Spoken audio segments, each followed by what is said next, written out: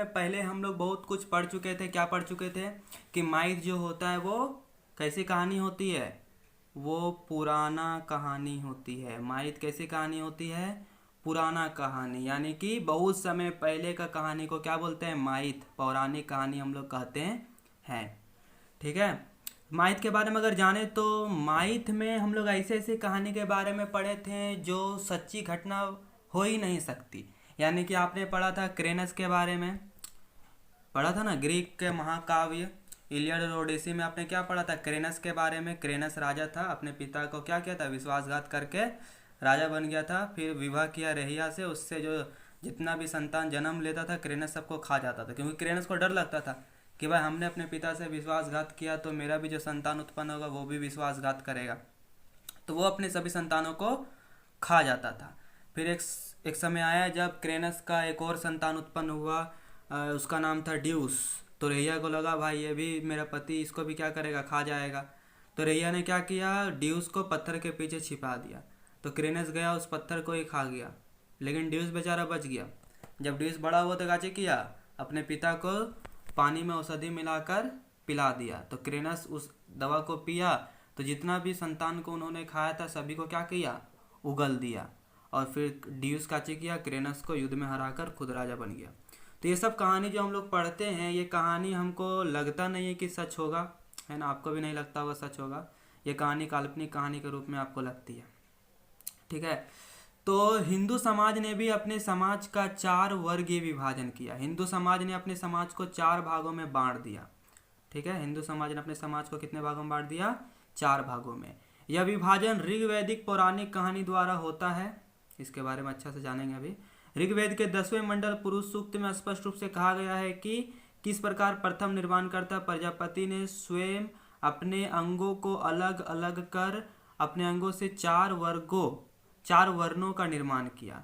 तो प्रजापति ने क्या किया, अपने 4 अंगों यानी कि मुंह, हाथ, जंघा और पैर, प्रजापति ने कहा कि भाई मेरा जो मुंह है ना वो ब्राह्मण है, मेरा जो मुंह है वो क्या है, वो ब्राह्मण है। प्रजापति ने कहा कि मेरा जो हाथ है वो क्या है, राजन यानी कि क्षत्रिय है। मेरा जो जंघा है वो क्या है, वैश्य है। और मेरा जो पैर है वो शूद्र है।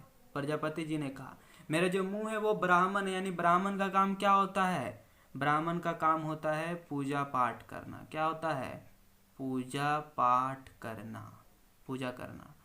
क्षत्रिय का काम क्या होता है भाई, युद्ध करना। क्षत्रिय क्या करता है, युद्ध करता है। क्षत्रिय क्या करता है, युद्ध करता है। उसके बाद वैश्य क्या करता है, वैश्य हो सकता है कोई वैश्य कृषि करता हो, है ना, हो सकता है कोई वैश्य क्या करता हो, कलाकारी करता हो। ठीक है, हो सकता है कोई वैश्य कलाकारी करता हो। तो ये सब किसका काम होता है, ये सब वैश्य का काम होता है। कृषि करना, कलाकारी करना वैश्य का काम होता है। और क्षत्रिय का काम क्या होता है, क्षत्रिय का काम होता है आपका युद्ध करना। ब्राह्मण का काम क्या होता है, ब्राह्मण का काम होता है पूजा पाठ करना। और लास्ट शूद्र, प्रजापति ने कहा कि मेरा जो पैर का जो भाग है वो शूद्र है। तो शूद्र का काम क्या होता है, तीनों का सेवा करना। शूद्र बेचारा जीवन में सेवा करने के लिए आया था, सबका सेवा करता है शूद्र। ठीक है। इसी प्रकार समाज में जो हिंदू राजपूत राजा है वो अपने आप को, कोई बोलते हैं हिंदू, कोई हिंदू राजा है वो बोलता है कि हम जो है वो सूर्य से मेरा जन्म हुआ है, मेरा उत्पत्ति सूर्य से हुआ है। कोई हिंदू राजा बोलता है नहीं भाई मेरा उत्पत्ति तो चंद्रमा से हुआ है। तो जो हिंदू राजा बोलता है कि मेरा उत्पत्ति सूर्य से हुआ है उसको बोलते हैं सौरवंशीय, यानी सूर्य से उत्पन्न होने वाले हिंदू राजा अपने आप को क्या कहते हैं, सूर्य से उत्पन्न होने वाले हिंदू राजा अपने आप को सौर्यवंशीय कहते हैं। और चंद्रमा से उत्पन्न होने वाले हिंदू राजा अपने आप को चंद्रवंशीय कहते हैं। ठीक है। दुष्यंत और शकुंतला से जो उत्पन्न हुआ था संतान, दुष्यंत और शकुंतला से जो संतान उत्पन्न हुआ था, याद रखिएगा उसका नाम क्या, उसका नाम है भरत। दुष्यंत और शकुंतला से जो संतान उत्पन्न हुआ था उसका नाम है भरत। और भरत के नाम पर ही हमारा जो देश है ना उसका नाम क्या पड़ा, भारत पड़ा। भरत के नाम पर ही हमारे देश का नाम क्या पड़ा, भारत पड़ा। दुष्यंत और शकुंतला की कहानी भी एक प्रकार की पौराणिक कहानी ही है। ठीक है। अगर हम पौराणिक कहानी के महत्व के बारे में देखें तो पहला महत्व, पौराणिक कहानी को इतिहास नहीं माना जा सकता। पौराणिक कहानी को आप इतिहास नहीं कह सकते हैं। भाई क्यों नहीं कह सकते, क्योंकि ये काल्पनिक कहानी होती है। ये अधिकतर कैसी कहानी होती है? काल्पनिक कहानी। पर इनसे अतीत को समझने में सहायता जरूर मिलती है। ठीक है। सबसे महत्वपूर्ण बात यह है कि पौराणिक कहानी में जो तत्व है वह तत्व आधुनिक इतिहास लेखन कला में भी उपस्थित है। यानी कि पहले की जो लेखन कला थी, जो काल्पनिक थी, जो लिखने की जो कला थी, पहले लिखा कैसे जाता था भाई? पौराणिक कहानी लिखना है तो कैसे लिखेंगे? कल्पना कर करके, है ना, ऐसा हुआ होगा, ऐसा नहीं हुआ होगा, यानी सोच समझ के खुद से दिमाग में बैठा के लिखा जाता था। आज भी वह प्रक्रिया चल रही है ना, कल्पना कर करके आज भी आप एग्जाम में लिख देते हैं आंसर ना जानते हुए भी। पौराणिक कहानी वर्तमान से भी जुड़ी हुई है, जो भी घटना हुई थी वो वर्तमान के समय से भी जुड़ी हुई है। यानी कि अगर आप जो भी पढ़े थे कि हिंदू पौराणिक कहानी में क्या पढ़े थे आपने? हिंदू पौराणिक कहानी में आपने पढ़ा था कि कालिदास जिस डाल पर बैठे थे उसके आगे कोई क्या कर रहे थे? आगे वाले भाग को काट रहे थे। इतने बेवकूफ़ थे, सोचिए। फिर बाद में सरस्वती माँ विद्या की देवी को उस पर वरदान पड़ा और क्या बन गया? वो इतने बड़े वो महाकवि बन गए संस्कृत के, है ना। पौराणिक कहानी का विश्लेषण समाज के गठन को भी प्रकट करता है कि समाज का गठन किस प्रकार हुआ है, जिनमें उनका विकास हुआ है।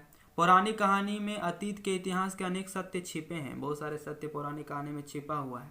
भले आपको लगता हो पौराणिक कहानी कल्पना किया गया होगा, दिमाग में सोचा गया होगा, फिर लिखा गया होगा, लेकिन जो भी हो कुछ ना कुछ तो सच्ची घटना इसमें पता ही चलती है। पौराणिक कहानी के साथ तुलनात्मक पद्धति में जांच कर इतिहास की बहुत सी समय तारीख का निर्माण किया जा सकता है। देखो, पौराणिक कहानी का आप समय नहीं बता सकते, कालिदास ने कब काटा था, जन्म कब हुआ था, वो आप एग्जैक्ट समय आप नहीं बता सकते, लेकिन कालिदास के समय से अभी के समय की तुलना जरूर कर सकते हैं आप। पौराणिक कहानी इतिहास में धारावाहिकता की रक्षा करती है। और हाँ, पुराणों से प्राचीन काल के विभिन्न राजवंशों की वंश तालिका जानी जा सकती है कि वो किस वंश के थे, है ना, सूर्य वंश के थे कि चंद्रवंशी के थे। प्राचीन भारत के विभिन्न पुराणों में अनेक राजवंशों का नाम एवं परिचय दिया गया है।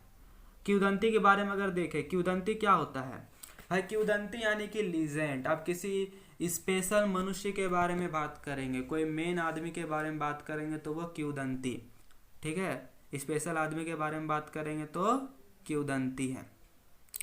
ये मौखिक इतिहास के रूप में किंवदंती की महत्वपूर्ण भूमिका, यानी किंवदंती की जो इतिहास जो आगे बढ़ा था वो मौखिक इतिहास के रूप में आगे बढ़ा था। आदमी बोल बोल के अपना बात दूसरा के सामने रखता था, फिर दूसरा उसको सुन के तीसरे के सामने रखता था, तो एक आदमी की घटना की जानकारी सभी आदमी को होने लगी। किंवदंतियों में जो घटनाएं दी गई है या जिन चरित्रों का उल्लेख किया गया है, आज भी लोग उन घटनाओं और चरित्रों को सही मानकर विश्वास करते हैं। आज भी लोग मानते हैं कि किंवदंती में इतिहास के अनेक स्रोत उपलब्ध है। अधिकांश इतिहासकार यह मानते हैं कि मनुष्य के सामाजिक परिवर्तन के बहुत दिनों बाद किंवदंतियों की शुरुआत हुई। किंवदंती का उद्भव अगर देखें तो अधिकांश इतिहासकार का मानना है कि मानव समाज में अनेक प्रकार का विकास होने के बाद किंवदंती कहानियों का प्रचलन हुआ। तो पौराणिक कहानी के प्रचलन के बहुत दिनों बाद लोगों में इतिहास के बारे में थोड़ा जागरण आया और उसके बाद किंवदंतियों की शुरुआत हुई। तो बहुत समय पहले तो लोग पौराणिक कहानी में ही व्यस्त थे ना। उन लोगों को लगता था कि जो घटनाएं सिर्फ कल्पना करके ही वो घटनाओं को एक स्थान से दूसरे स्थान पर लोगों के सामने प्रस्तुत करते थे, यानी कि काल्पनिक कहानियों को ही वो लोगों के सामने सुनाते थे कल्पना कर करके, सोच सोच के। फिर जैसे जैसे समय बढ़ती गई तो लोग भूत के कहानी सुनाने लगे लोगों को, फिर वीरता की कहानी सुनाने लगे। कुछ घटना हुई होगी, युद्ध की कहानी, युद्ध हुआ होगा तो युद्ध में कोई विशेष आदमी होगा जो बहुत अच्छा से लड़ा होगा, उसके बारे में लोग सुनाने लगे। तो अब स्पेशल आदमी के बारे में भी लोग क्या करने लगे, दूसरों को सुनाने लगे। किंवदंती की विषय वस्तु अनेक प्रकार की हो सकती है। हो सकता है कि इतिहास आधारित कहानी होगा, ऐसा कहानी होगा जो इतिहास पर आधारित है। हो सकता है कि वीरता आधारित कहानी होगा, कोई वीर आदमी का कहानी होगा। प्रेम विवाह निर्भर कहानी होगा, है ना। आध्यात्मिक घटना होगा, भगवान से रिलेटेड कोई घटना होगा। परिया भूत की कहानी भी हो सकता है, किसी सन्यासी का कहानी भी हो सकता है किंवदंती में, फकीर का कहानी भी हो सकता है, पीर की कहानी भी हो सकती है, ठीक है। किंवदंती की घटना की सच्चाई को पूर्ण रूप से स्वीकार नहीं किया जा सकता। देखो भाई, किंवदंती की जो घटना है वो सच है कि नहीं है ये भी नहीं कहा जा सकता। हो सकता है कि किसी फकीर के बारे में कहा जा रहा हो, विशेष फकीर होगा, विशेष गरीब आदमी होगा, उसके बारे में कहा जा रहा है, लेकिन उसके बारे में क्या कहा जा रहा है, जो कहा जा रहा है क्या वो सच है? हो सकता है कुछ सच भी हो, फकीर के बारे में जो कहा जा रहा है कुछ सच भी हो, कुछ झूठ भी हो सकता है। तो झूठ भी तो हो सकता है कि जो कहा जा रहा है वो झूठ है कि नहीं? ठीक है। तो किंवदंती की घटना की सच्चाई को पूर्ण रूप से स्वीकार नहीं किया जा सकता, पर इतना तो मानना ही पड़ेगा कि किंवदंती की घटना किसी न किसी रूप में भूतकाल में अवश्य घटित हुई थी। इतना तो मानना पड़ेगा कि जो किंवदंती की घटना थी वो बहुत समय पहले जरूर हुआ ही होगा। श्री रामचंद्र, श्री कृष्ण, हरक्यूलिस आदि किंवदंती नायकों को पूर्ण रूप से असत्य नहीं करार किया जा सकता। रामायण आप जो देखते हो, जो महाभारत देखते हो जिसमें श्री कृष्ण थे, रामायण देखते हो जिसमें श्री रामचंद्र थे, हरक्यूलिस के बारे में जो आप पढ़ते हो, वो भले ही आप मान लो कि वो घटना भाई सच नहीं है, लेकिन हाँ ये घटना सच नहीं है, कुछ ना कुछ तो इसमें सच्चाई तो जरूर होगी। इतनी बड़ी कहानी है। हिंदू धर्म का दो किंवदंती है। क्या क्या हिंदू धर्म का किंवदंती? हिंदू धर्म का दो किंवदंती है। एक का नाम है रामायण और एक का नाम क्या है? महाभारत। रामायण और महाभारत हिंदू धर्म का दो क्या है? किंवदंती है। तो रामायण और महाभारत को आप तो झूठा नहीं ठहरा सकते है ना। किंवदंती इतिहास की अधपकी फसल है। किंवदंती में विस्मय एवं कल्पना की अधिकता होती है, अतः किंवदंती से सही इतिहास की जानकारी कठिन है।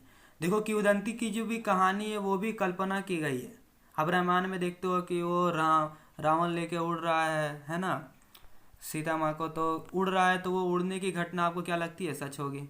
नहीं लगती है। तो बहुत सारी घटना ऐसी है जो उसमें लगती है कि ये घटना सच हो ही नहीं सकती है ना। कोई कालीन में आदमी कैसे उड़ सकता है? किंवदंती की घटना में सदा अतिरंजता होती है, सदा आपको विस्मय लगता है, सदा आपको लगता है कि ये सच हो भी सकता है, नहीं भी हो सकता है। किंवदंती के नायक के साथ अति मानवीय, अविश्वसनीय एवं अतिरंजित घटनाएं जुड़ी हुई है। किंवदंती का अगर उदाहरण हम देखें, हाँ तो अब किंवदंती का उदाहरण अगर देख ले तो पृथ्वी के विभिन्न देशों में विभिन्न प्रकार की किंवदंतियां हैं। रामचंद्र, श्री कृष्ण, हरक्यूलिस आदि किंवदंती चरित्रों के साथ बहुत से कहानियों का मिश्रण हो गया, पर ये सब चरित्र जीवित थे और उनके साथ जो घटनाएं जुड़ी है उनमें से बहुत को इतिहासकार भी सही मानते हैं।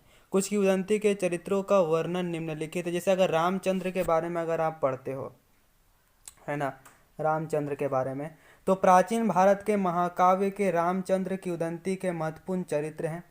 प्राचीन भारत के महाकाव्य का रामचंद्र जो है वो महत्वपूर्ण चरित्र है किंवदंती का।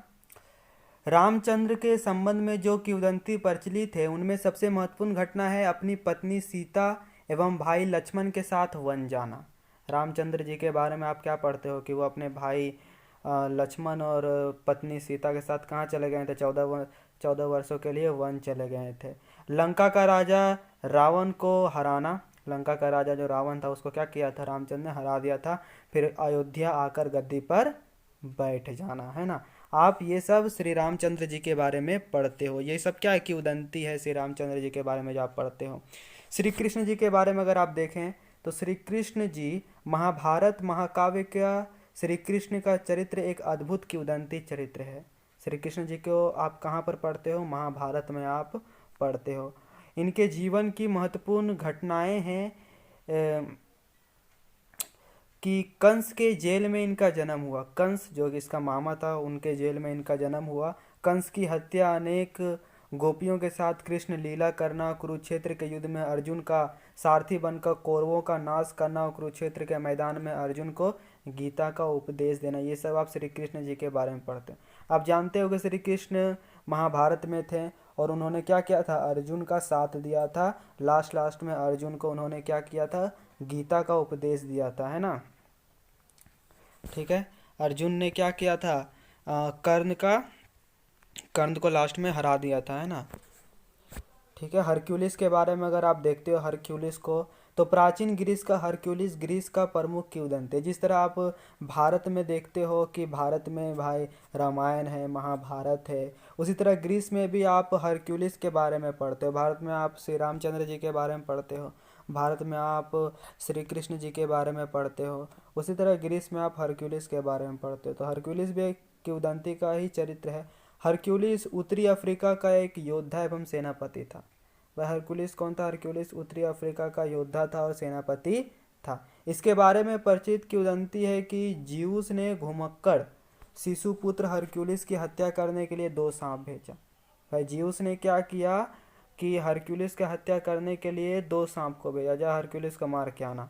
हरक्यूलिस जग गया और उसने दोनों सांपों को ही मार डाला।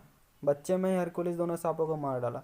जवान होने पर हरक्यूलिस की बहादुरी की अनेक अविश्वसनीय कहानियां प्रचलित है। इसके अतिरिक्त इसके अलावा अगर आप देखें तो प्रीमिथियस, गोपाल भांड, विक्रमादित्य, राजस्थान के अनेक राजा रानी, संथाल विद्रोह के सहित सिद्धू कान्हू के बारे में आप जो पढ़ते हो, मुंडा विद्रोह का नेता बिरसा मुंडा, बंगाल के रघु डकैत आदि किंवदंती का ही ये चरित्र हैं, किंवदंतियों के ही ये चरित्र हैं। ठीक है, तो ग्रीस में आप किसके बारे में पढ़े? आप हरक्यूलिस के बारे में पढ़े कि ज्यूस ने क्या किया, हरक्यूलिस को मारने के लिए 2 सांप भेजा, लेकिन हरक्यूलिस इतने बहादुर थे कि उन्होंने 2 सांपों को ही मार डाला। बच्चे में ही 2 सांप को मार डाला, फिर बड़ा होकर ये बहुत बड़ा योद्धा बन गया, है ना। उसके बाद आप जानते हो कि जो संथाल विद्रोह का नेता कौन था? याद रखिएगा, संथाल विद्रोह का नेता सिद्धू कान्हू थे। संथाल विद्रोह का नेता सिद्धू कान्हू। मुंडा विद्रोह का नेता कौन था? बिरसा मुंडा था। बंगाल का रघु डकैत। ये सब किंवदंती के अंदर में ही आता है। ठीक है, भारत के किंवदंती का उदाहरण एवं महत्व।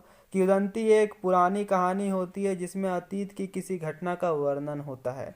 ग्रीस और रोम की तरह भारत में अनेक किंवदंतियां हैं। किंवदंतियों में पौराणिक राष्ट्रनायक के अविश्वसनीय कार्यों का वर्णन होता है। रामायण और महाभारत की अनेक घटनाएं किंवदंती का रूप है। हमारे महाकाव्य किंवदंतियों से भरे पड़े हैं। रामायण में गंगा नदी के पृथ्वी पर अवतरण का वर्णन है कि किस तरह गंगा नदी पृथ्वी पर आया। यह कहा गया है कि गंगा नदी शिव के जटा से निकली है। इसका वर्णन मात्र रामायण में ही नहीं, अनेक साहित्यों में भी हुआ है। चेन्नई के वास मम्मलपुरम के प्रस्तरों में गंगा के पृथ्वी पर अवतरण को दिखाया गया है। ठीक है, तो आपको क्या लगता है, गंगा नदी पृथ्वी पर शिव के जटा से ही निकली होगी? नहीं, ये तो काल्पनिक कथा आपको लगता है ना। तो किंवदंती भी कल्पना किया जा सकता है, किंवदंती का कहानी भी सच हो सकता है, नहीं भी हो सकता है। ठीक है, लेकिन आप सिद्धू कान्हू के बारे में जो पढ़ते हो वो तो आपको लगता है कि हाँ सच ही होगा सिद्धू कान्हू के बारे में। अब इस अविश्वसनीय होने पर भी किंवदंती तत्कालीन सभ्यता का चित्र प्रस्तुत करती है। उदाहरण स्वरूप राम वनवास में दक्षिण भारत में आए हैं। आधुनिक इतिहास में श्री राम के दक्षिण में जाकर आर्य सभ्यता के प्रचार की बात को स्वीकारते हैं। धनुष कोटि का भी वर्णन रामायण में आया है। पाक जल डमरू की आडम्य वृज है। ठीक है, चलिए लोग इसे ही किंवदंती का धनुष कोटि कहते हैं। ऐसा वर्णन रामायण में है कि राम ने सीता के उद्धार के लिए श्रीलंका जाने के लिए समुद्र पर क्या बनाया था? सेतु बनाया था।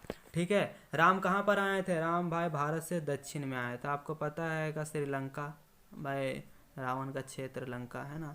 राम कहाँ पर आए थे? राम दक्षिण में आए थे, भारत में दक्षिण में आए थे, और दक्षिण में जाकर उन्होंने क्या किया था? हराया था। किसको हराया था भाई? तो रावण को हरा दिया था। ठीक है, रावण को हरा दिया था। तो पता है आपको कि पार करने के लिए उन्होंने क्या किया था? एक सेतु जलडमरू, यानी कि समुद्र को पार करने के लिए उन्होंने क्या किया था? सभी बंदरों ने मिलकर एक रास्ता ही बना दिया था बीच से ही, है ना। ये तो आपको पता ही है।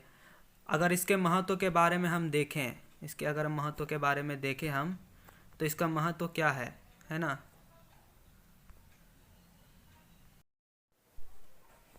हाँ, तो चलिए अब इसका जरा महत्व देख लेते हैं कि विभिन्न किंवदंतियों को आधार बनाकर विभिन्न ऐतिहासिक घटनाओं की सत्यता को देखना संभव होता है। यानी किंवदंती को आधार बनाकर आप बता सकते कि यह घटना सच थी कि नहीं थी। किंवदंती की जो घटना अतीत काल से लोग सुनते हैं एवं उससे आनंद लेते हैं। किंवदंतियों के आनंददायक होने के कारण वे आज प्रचलित है।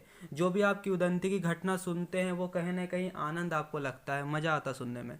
आप रामायण देखते हैं, आप महाभारत देखते हैं, तो आपको कहीं ना कहीं अच्छा लगता है, इसलिए आप उस कहानियों को क्या करते हैं? देखते हैं। अगर आप किसी मुख्य आदमी के जीवन से संबंधित कोई अगर मूवी देख रहा हो तो आपको अच्छा लगता है। अगर महात्मा गांधी के बारे में आपको सुनना हो तो आपको अच्छा लगता है। सिद्धू कान्हू के बारे में सुनना हो तो आपको अच्छा लगता है। इसलिए किंवदंती क्या है? बहुत ही प्रसिद्ध है, बहुत ही फेमस है। किंवदंती के माध्यम से लोग अतीत काल की वीरता और नैतिकता को जानकर उससे शिक्षा ग्रहण करते हैं। यानी कि बहुत समय पहले लोगों के अंदर कैसी वीरता थी, सिद्धू कान्हू के अंदर अपने क्षेत्र को आज़ाद कराने के लिए कैसी वीरता थी, कैसी शक्ति थी उसके पास, कौन कौन से नैतिक गुण थे, है ना। अगर आप स्वामी विवेकानंद के जीवन के बारे में पढ़ना चाहते हैं तो आपको पता चलता है कि स्वामी विवेकानंद के अंदर कैसी कैसी नैतिक गुण थी। तो उससे आपको शिक्षा मिलता है कि हाँ, हमारे अंदर भी ऐसे गुण आनी चाहिए। यही कारण है कि प्रत्येक हिंदू के घर में अगर आप देख लें तो रामायण होता है, गीता होता है, महाभारत आदि का पाठ होता है। जितना भी हिंदू है सभी घर में रामायण, गीता, महाभारत आदि का पाठ होता ही है। किंवदंती की कहानी केवल कल्पना नहीं है, ऐसा नहीं कि किंवदंती की कहानी सिर्फ काल्पनिक कहानी है, अपितु इससे ऐतिहासिक आधार भी जुड़ा हुआ है। जितना भी किंवदंती है सब कल्पना ही नहीं किया गया है, कुछ सच्चाई पर भी आधारित है। आप अगर महाभारत में श्री कृष्ण के बारे में अगर आप देखते हो, पढ़ते हो, तो आपको हो सकता लगता हो कि ये कहानी काल्पनिक है, हुआ भी होगा, नहीं भी हुआ होगा, लेकिन इसमें कुछ ना कुछ तो सच्चाई जरूर है। तो चलिए आज हम लोग किंवदंती के बारे में पढ़ लिए कि किंवदंती क्या है। तो किंवदंती के बारे में अगर हम मेन बात करें तो सिर्फ मुख्य मनुष्य के बारे में पढ़ना, स्पेशल चीज़ों के बारे में पढ़ना ही क्या है, किंवदंती की घटना है। नेक्स्ट वीडियो में देखेंगे कि किंवदंती और पौराणिक कहानी में क्या अंतर है, क्या डिफरेंस है ना। इसके बाद लोक कथा के बारे में भी हम लोग पढ़ेंगे। तब तक के लिए इतना ही।